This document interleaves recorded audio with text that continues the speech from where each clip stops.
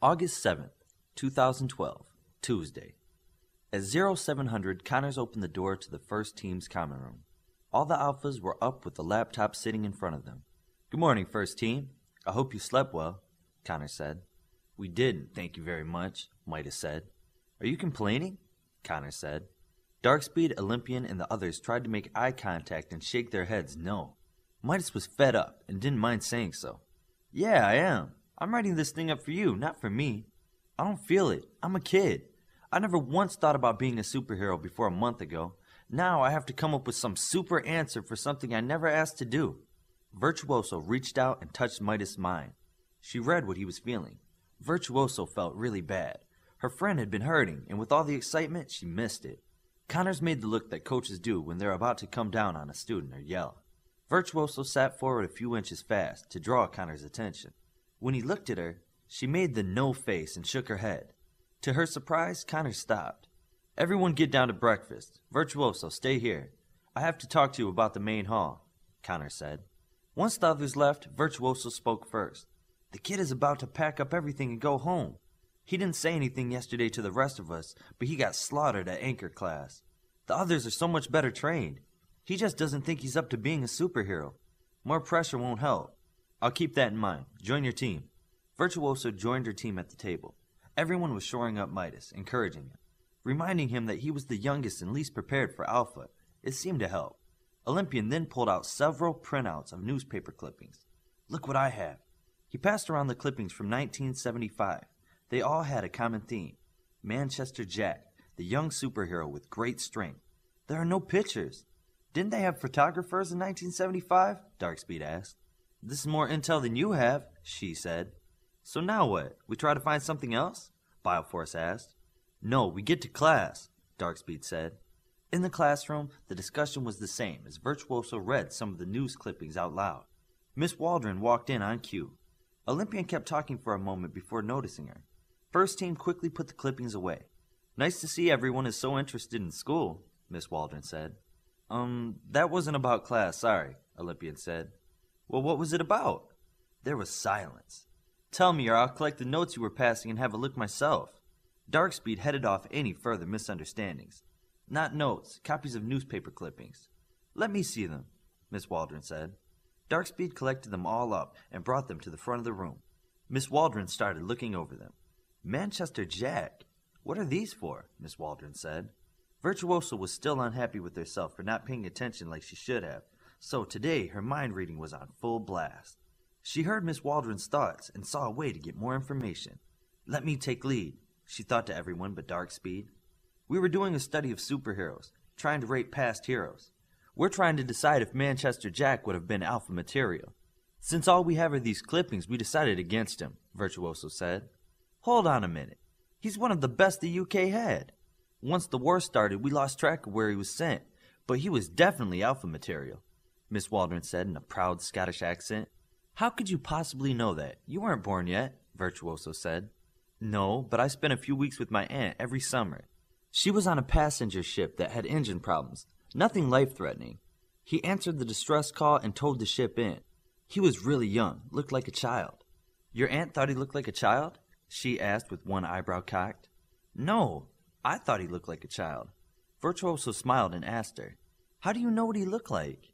"My aunt asked him for an autograph. He declined, but my aunt's friend took a picture of my aunt asking him." "Where would this picture be now?" she asked. "My aunt has it.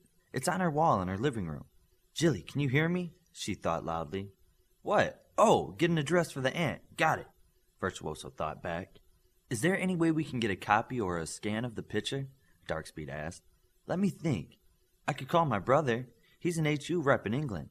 He scanned all those pictures. He may just be able to email it. That would probably be better than breaking and entering," Virtuoso thought to she. "I wouldn't break anything. I'm for stealth, remember?" "We're a little on the impatient side. When could you call your brother?" Darkspeed asked. "That depends. Did everyone do their homework?"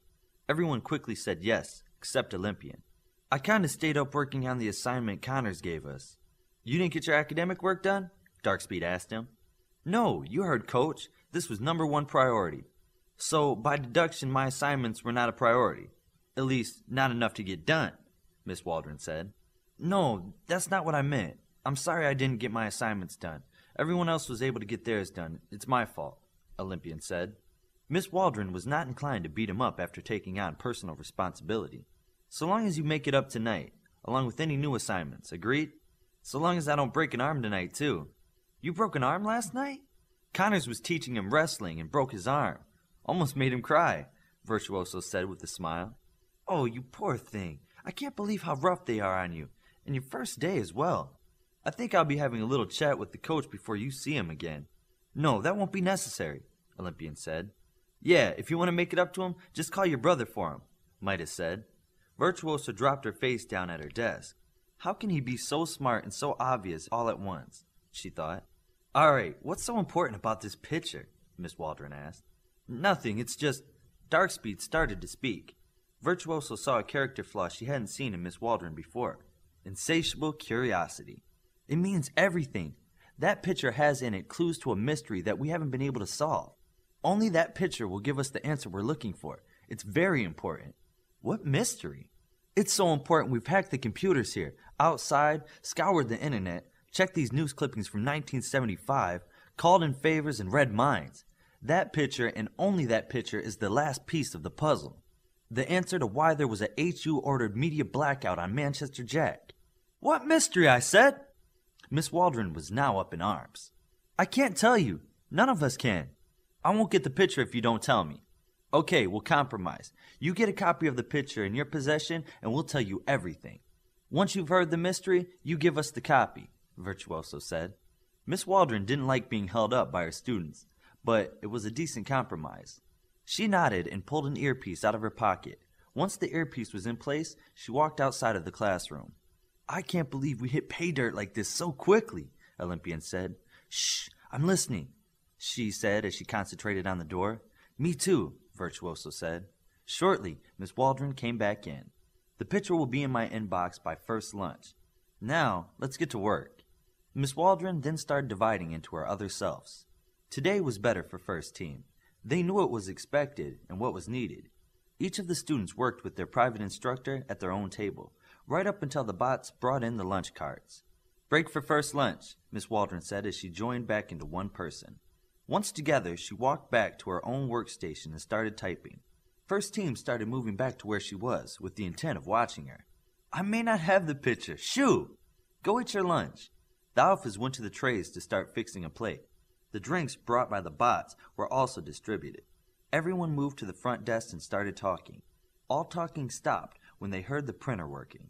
A deal is a deal. I have the picture. Now you spill this mystery, Miss Waldron said. Virtuoso took the role of explaining. With her telepathy, she was able to hear details from the others if she forgot anything. She started telling her everything they knew about Connors, what was said about him, Kodiak's reaction, how strong he is, his age, and his lack of a known handle. Then she told her about their search for information, the HU media blackouts, and Olympian's family library. So, you think Connors is Manchester Jack? Miss Waldron asked. It seems like it's possible. That's what we need the picture for, Darkspeed said. Miss Waldron looked let down. All that build-up was for this? Miss Waldron looked at the picture in her hand. She stopped and really looked hard at it. Oh my! She was the first out of her seat, but Darkspeed beat her to Miss Waldron's side.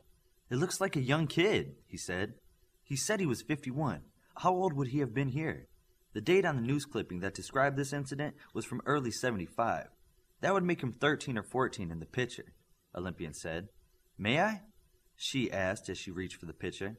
Yes, Miss Waldron said. She snatched the picture up and held it to the light for a close look. How tall is your aunt? 5 feet 7 inches, I think. She's wearing 3-inch heels in this picture. Manchester Jack in this picture would have been about 5 foot 5 or 6 inches. That's about right for the age. She kept looking at him for a few minutes more. It's him.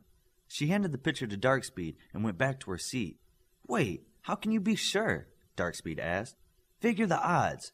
Right age, right powers, right country, and he matches his looks. It's a kid in the picture. How can you tell? Olympian asked.